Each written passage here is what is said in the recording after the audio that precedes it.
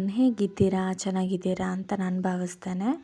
ಇವತ್ತು ಸಾರಾಗಲಿ, ಹುಳಿಯಾಗಲಿ ಅಥವಾ ಸಾಂಬಾರಾಗಲಿ, ಬೇಳೆ ಇದು ಯಾವ ಸವಸಕ್ಕೂ ಹೋಗೋದು ಬೇಡ ಅಂತೇಳ್ಬಿಟ್ಟು ನಾನು ಟೊಮೆಟೊ ಉಪ್ಪಿನಕಾಯಿ ಮಾಡೋಣ ಅಂತ ಅಂದ್ಕೊಂಡಿದ್ದೀನಿ. ಟೊಮೆಟೊ ಉಪ್ಪಿನಕಾಯಿಗೆ ಟೊಮೆಟೊ ತುಂಬಾ ಚೆನ್ನಾಗಿರಬೇಕು, ಹುಳಿ ಇರಬೇಕು, ರಸ ಇರಬೇಕು. ಆ ಥರ ಇತ್ತು ಅಂದರೆ ಟೊಮೆಟೊ ಉಪ್ಪಿನಕಾಯಿ ತುಂಬಾ ಟೇಸ್ಟಿಯಾಗಿ ಬರುತ್ತೆ. ಫಾರ್ಮ್ ಟೊಮೆಟೊ ಇರ್ತಂದರೆ ಅದರಲ್ಲಿ ಹುಳಿ ಅಂಶ ಕಡಿಮೆ ಇರೋದ್ರಿಂದ ಸ್ವಲ್ಪ ಟೇಸ್ಟ್ ಬರೋಲ್ಲ. ಬೇಕಾದರೆ ಅದಕ್ಕೆ ಒಂದು ಸ್ವಲ್ಪ ಹುಣಸೆಹಣ್ಣು ಹಾಕ್ಕೊಂಡ್ರೂ ಪರವಾಗಿಲ್ಲ. ಇವತ್ತು ನಮ್ಮ ಮನೇಲಿ ನಾಟಿ ಟೊಮೆಟೊ ಇತ್ತು, ಹಾಗಾಗಿ ನಾನು ಟೊಮೆಟೊ ಉಪ್ಪಿನಕಾಯಿ ಮಾಡಲಿಕ್ಕೆ ತುಂಬ ಚೆನ್ನಾಗಿರುತ್ತೆ ಅಂತೇಳಿ ನಾನು ಮಾಡ್ತಾಯಿದ್ದೀನಿ. ನೀವೇನು ಮಾಡ್ತೀರಾ ಟೊಮೆಟೊ ಉಪ್ಪಿನಕಾಯಲ್ಲಿ ಟೊಮೆಟೊ ಅಲ್ಲಿ ಅಂತಂದು ಕಮೆಂಟ್ ಮಾಡಿ ಹೇಳಿ.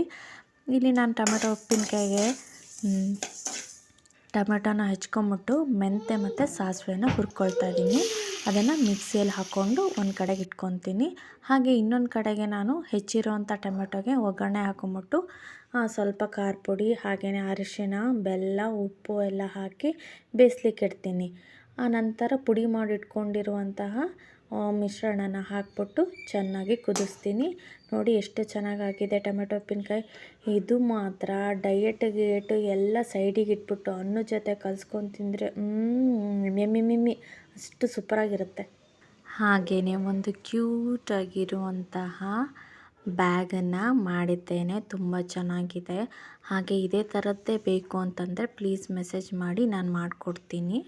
ತುಂಬಾ ಕ್ಯೂಟಾಗಿದೆ, ರಿಟರ್ನ್ ಗಿಫ್ಟಿಗೆ ತುಂಬ ಒಳ್ಳೆಯದು ಅಂತ ಅನಿಸುತ್ತೆ.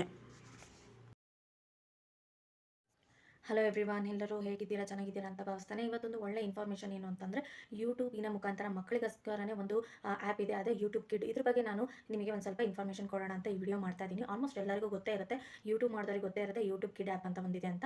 ಈಗ ಜನರಲಾಗಿ ಹೇಳಬೇಕು ಅಂತಂದರೆ, ಯೂಟ್ಯೂಬ್ ನೋಡ್ತಾ ಇರ್ತಾರೆ ಪೇರೆಂಟ್ಸು, ಮಕ್ಕಳು ಬಂದು ಯೂಟ್ಯೂಬ್ ವೀಡಿಯೋಸ್ನ ಇಂಟ್ರೆಸ್ಟ್ ಕೊಡು ಅವ್ರ ಜೊತೆಗೆ ನೋಡ್ತಾರೆ. ಇದರಿಂದ ಏನಾಗುತ್ತೆ ಅಂದರೆ ಮಕ್ಕಳಿಗೆ ಅನ್ವಾಂಟೆಡ್ ಥಿಂಗ್ಸು ಮತ್ತು ಅವ್ರಿಗೆ ರಿಲೇಟೆಡ್ ಇಲ್ಲದೆ ಇರೋದು ಕಂಟೆಂಟ್ ಎಲ್ಲ ಅವರು ನೋಡಲಿಕ್ಕೆ ಚಾನ್ಸಸ್ ಜಾಸ್ತಿ ಇರುತ್ತೆ. ಇದರಿಂದ ಮಕ್ಕಳ ಪರಿಸರದ ಮೇಲೆ ಕೂಡ ಪರಿಣಾಮ ಬೀಳೋ ಚಾನ್ಸಸ್ ಜಾಸ್ತಿ ಇರುತ್ತೆ. ಹಾಗಾಗ್ಬಿಟ್ಟು ಯೂಟ್ಯೂಬ್ ಕಿಡ್ ಆ್ಯಪ್ ಅಂತ ಮಕ್ಕಳಿಗೋಸ್ಕರನೇ ಇದೆ. ಹಾಗಾಗಿ ನೀವೇನೇ ಮಕ್ಕಳಿಗೆ ಏನಾದರೂ ತೋರಿಸ್ಬೇಕು, ವೀಡಿಯೋಸ್ ಏನಾದರೂ ನೋಡ್ತಾ ಇದ್ದಾರೆ ಅಂತಂದರೆ ದಯವಿಟ್ಟು ಆ ಒಂದು ಯೂಟ್ಯೂಬ್ ಕಿಡ್ ಆ್ಯಪನ್ನು ಡೌನ್ಲೋಡ್ ಮಾಡಿಕೊಂಡು ಅದರಲ್ಲಿ ತೋರಿಸಿ. ಅದರಲ್ಲಿ ಜೆನ್ಯೂನ್ ಕಂಟೆಂಟ್ ಇದೆ, ಹಾಗೆಯೇ ಏಜ್ ವೈಸು ಬೈಫರ್ಗೇಟ್ ಮಾಡಿದ್ದಾರೆ ವೀಡಿಯೋಸು.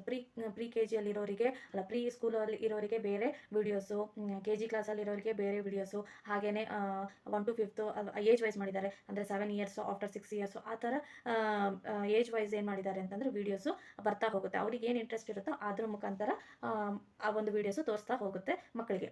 ಈಗ ಇದರಿಂದ ಏನೇನು ಬೆನಿಫಿಟ್ ಸಿಗುತ್ತೆ ಅಂತಂದರೆ, ಮಕ್ಕಳಿಗೆ ಅವ್ರದ್ದೇ ಆದ ಇಂಟ್ರೆಸ್ಟಿನ ಕಂಟೆಂಟು ಅವರು ಆರಾಮಾಗಿ ಯಾವುದೇ ಥರದ್ದು ಡಿಸ್ಟ್ರಾಕ್ಷನ್ ಇಲ್ಲದೇ ನೋಡ್ಬೋದು. ಹಾಗೆಯೇ ಬೇಸಿಕ್ ಇಂಪಾರ್ಟೆಂಟ್ ಥಿಂಗ್ಸ್ ಅಂದರೆ ಅದಕ್ಕೆ ಟೈಮಿಂಗ್ ಇರುತ್ತೆ. ಅವ್ರು ಏನಾದರೂ 1 hour ಮೇಲೆ ನೋಡ್ತಾ ಇದ್ದಾರೆ ಅಂತಂದರೆ ಅದು ರಿಮೈಂಡರ್ ಮಾಡುತ್ತೆ. ಹಾಗೆಯೇ 1 hour ಮೇಲೇನೂ ಕೂಡ ಅವರು ನೋಡಿದ್ದು ಇನ್ನೂ ಕಂಟಿನ್ಯೂ ಮಾಡ್ತಾ ಇದ್ದಾರೆ ಅಂದರೆ ಅದು ಆಫ್ ಆಗೋಗುತ್ತೆ. ಆಫ್ ಆಗಿದ್ದು ಮತ್ತೆ ಹೇಗೆ ಆನ್ ಆಗುತ್ತೆಪ್ಪ ಅಂತಂದರೆ, ಅಲ್ಲಿ ಪಜಲ್ ಸಾಲ್ವ್ ಮಾಡಬೇಕಾಗುತ್ತೆ, ಅಥವಾ ಟೇಬಲ್ಸ್ ಇರುತ್ತೆ, ಟೇಬಲ್ಸ್ ಸಾಲ್ವ್ ಮಾಡಿ, ಅಥವಾ ಏನೇ ಒಂದು ಸಮ್ ಇರುತ್ತೆ, ಆ ಸಮ್ ಸಾಲ್ವ್ ಮಾಡಿದ ನಂತರ ಅದು ಓಪನ್ ಆಗುತ್ತೆ. ಇಲ್ಲಾಂದರೆ ಅದು ಓಪನ್ ಆಗಲ್ಲ. ಅದು ಯಾರಿಗೆ ಅಂತಂದರೆ ಆಫ್ಟರ್ 6 ಇಯರ್ಸ್ ಕಿಡ್ಡಿಗೆ.